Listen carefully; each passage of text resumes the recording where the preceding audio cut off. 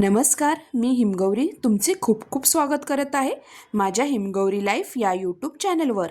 आज आपण रसरशीत, मोकळा, सुटसुटीत, दाणेदार असा अननसाचा शिरा बघणार आहोत। हल्ली बाजारात अननस भरपूर आलेले आहेत। चला तर मग प्रसादासाठी मार्गशीर्ष गुरुवारला तुम्ही अशा प्रकारे अननसाचा शिरा नक्की करून बघा। चला मग रेसिपीला सुरुवात करूया जास्त वेळ न घालवता। इथे मी एका पॅनमध्ये 2-3 चमचे एवढे साजूक तूप टाकलेले आहे। आता इथे आपल्याला काही ड्रायफ्रूट या तुपामध्ये चांगले परतून घ्यायचे आहेत।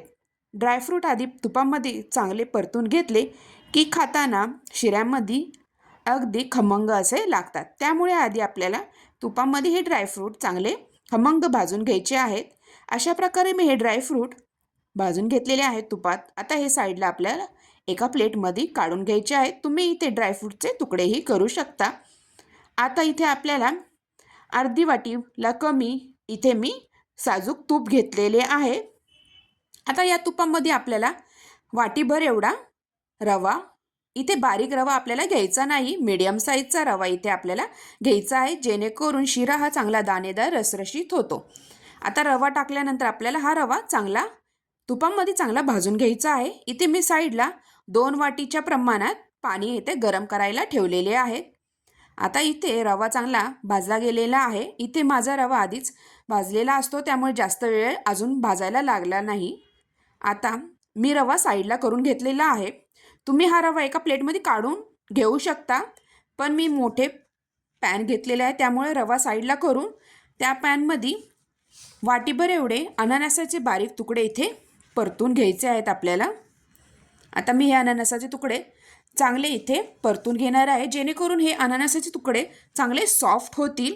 त्यासाठी आधी आपल्याला हे अननसाचे बारीक तुकडे चांगले इथे तुपामध्ये, थोड्याशा तुपामध्ये चांगले परतून घ्यायचे आहेत। आता 2-3 मिनटं मी हे अननसाचे तुकडे चांगले तुपामध्ये परतून घेतलेले आहेत। आता तुम्ही इथे बघा, छान इथे सॉफ्ट असे हे तुकडे झालेले आहेत।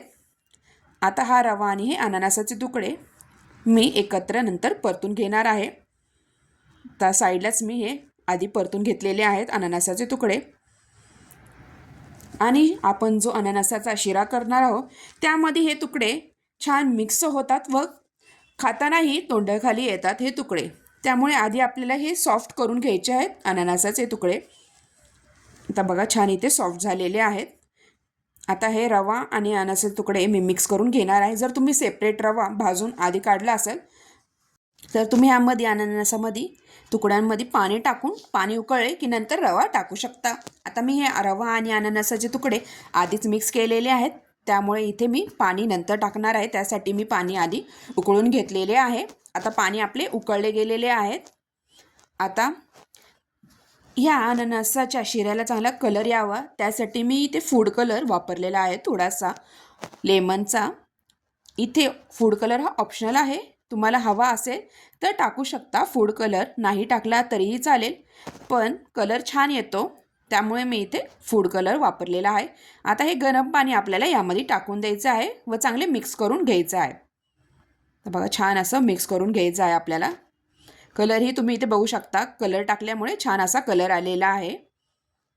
तर मिक्स करून झाल्यानंतर आपल्याला हे झाकण लावून 2-3 मिनटं वाफवून घ्यायचं आहे। 2-3 मिनटानंतर तुम्ही बघा, तर झाकण लावून ठेवले 2-3 मिनटानंतर रवा इथे चांगला फुलला गेलेला आहे। इथे आपण अजून काही साखर वगैरे टाकली नाही। आता इथे आपल्याला साखर टाकायची आहे। मी इथे वाटीभर एवढी साखर घेतलेली आहे। तुम्ही इथे तुमच्या आवडीनुसार गोड हे कमी जास्त करू शकता। आता साखर टाकल्यानंतर साखर जशी मेल्ट होईल तसा हा शिरा चांगला रसरशीत असा होईल, ओलसर। आता तुम्ही बघा, अजून 1-2 मिनटानंतर मस्त इथे साखर मेल्ट झालेली आहे व साईडने असं तूपही सुटलेले आहे। छान इथे रसरशीत इथे आपला अननसाचा शिरा इथे रेडी झालेला आहे।